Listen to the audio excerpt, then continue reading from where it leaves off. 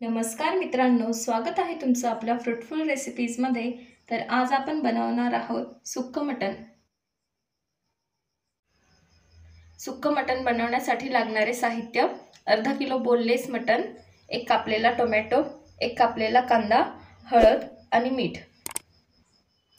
तर हे मटण आपल्याला हळदीमध्ये छान असं शिजवून घ्यायचं आहे। तर कुकरमध्ये आपल्याला एक पळी तेल घालून घ्यायचं आहे।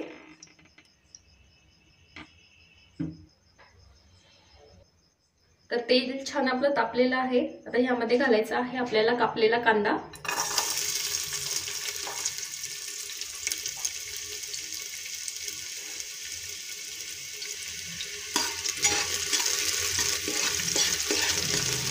त्याला छान असं फिरवून घ्यायचं। आता घालायचा आहे आपल्याला टोमॅटो।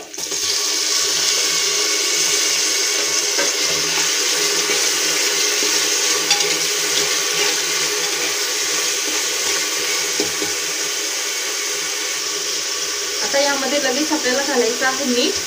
तर अर्धा चमचा मीठ मी घातलेला आहे। त्यानंतर अर्धा चमचा हळद। हे छान असं तेलामध्ये मिक्स करून घ्यायचं।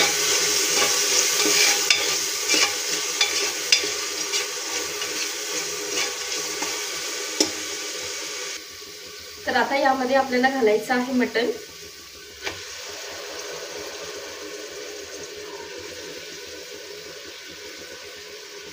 छान असं फिरवून घ्यायचं।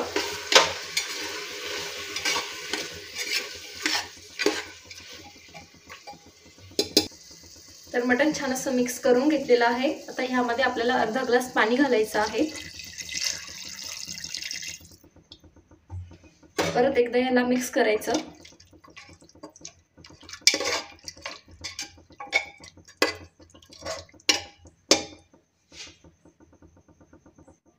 आणि याच्या आपल्याला आता 5-6 शिट्ट्या काढून घ्यायच्या आहे।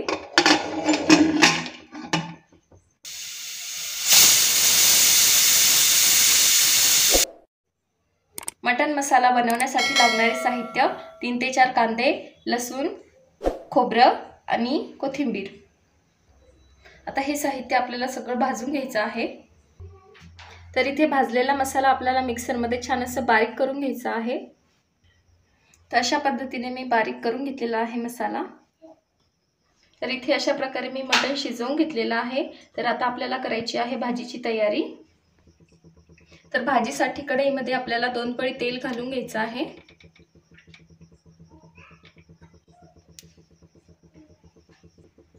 तर तेल आपलं गरम झालेलं आहे। यामध्ये मी घालणार आहे आता खडा मसाला आणि तमालपत्र।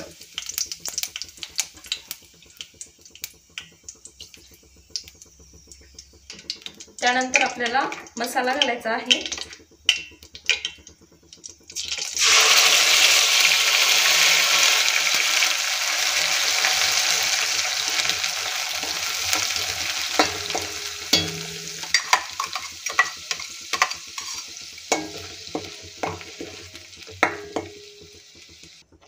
आता यामध्ये आपल्याला घालायचं आहे अर्धा चमचा मीठ,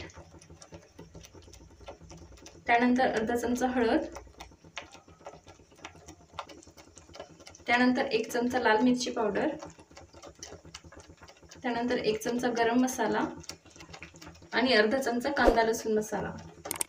हे सगळे मसाले आपल्याला मिक्स करून घ्यायचे आहे।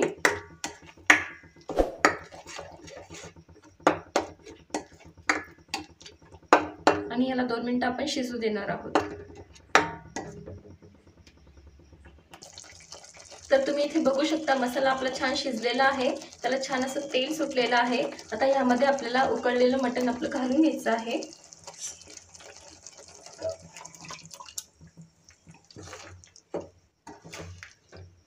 तर हे सगळं मटण जे आहे ते मसाल्यामध्ये मिक्स करून घ्यायचं आहे अशा पद्धतीने। आता याला गॅसवरती ठेवायचं आहे 2 मिनिटं शिजण्यासाठी। तर तयार आहे इथे आपलं सुक्क मटण। आता यावरती मी घालून घेणार आहे कोथिंबीर।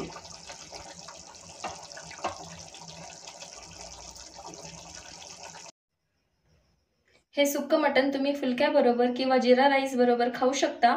अशा पद्धतीने बनवून बघा सुक्कं मटण, खूप टेस्टी होतं। रेसिपी कशी वाटली कमेंट करून मला नक्की कळवा। व्हिडिओ आवडला असेल तर व्हिडिओला लाईक करा, शेअर करा आणि आपल्या फ्रूटफुल रेसिपीज या चॅनलला नक्की सबस्क्राईब करा। भेटूया पुन्हा अशाच एका नवीन रेसिपीसोबत। तोपर्यंत खा आणि मज्जा करा।